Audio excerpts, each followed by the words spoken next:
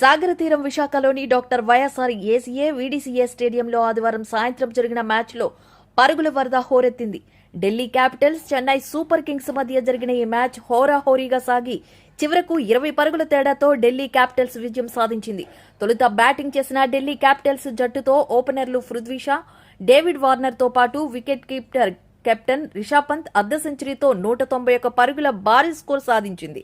తర్వాత లక్ష్య సాధనలో చెన్నై సూపర్ కింగ్స్ జట్టులో ఓపెనర్లు తడబడిన మిడిల్ ఆర్డర్ రాణించడం, చివర్లో మహేంద్ర సింగ్ ధోని, రవీంద్ర జడేజా మెరుపులతో విజయంపై ఆశలు రేగగా ఢిల్లీ జట్టు కట్టుదిట్టంగా బౌలింగ్ చేయడంతో చివరకు 20 పరుగుల తేడాతో మ్యాచ్ ఢిల్లీ క్యాపిటల్స్ సొంతమైంది.